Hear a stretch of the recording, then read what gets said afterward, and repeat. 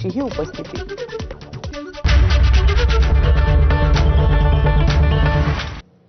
आपण बघतोय एबीपी माझा। उद्धव ठाकरेंना वेळ लागलेला आहे, मला लागलेला नाही असं म्हणतात देवेंद्र फडणवीस। आदित्य ठाकरेंना सीएम करण्याच्या दाव्यावरनं फडणवीसांनी ही टीका केली आहे। आपल्या कुटुंबाचा विचार हा ठाकरेंनी केला असं फडणवीस म्हणतात। आज उद्धव ठाकरेंची पोल उघडली। मला असं वाटतं आमचे जुने मित्र उद्धव ठाकरेजी हे थोडे भ्रमिष्ट झाले आहेत।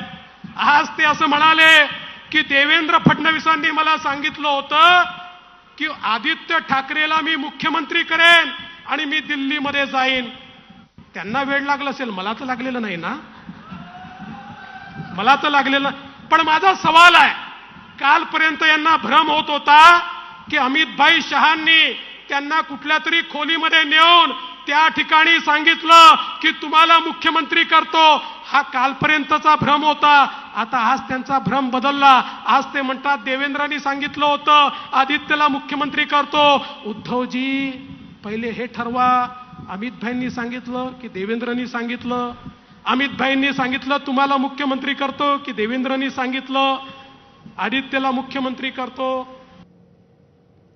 आणि आता बातमी छत्रपती संभाजीनगरमधून येते। छत्रपती संभाजीनगर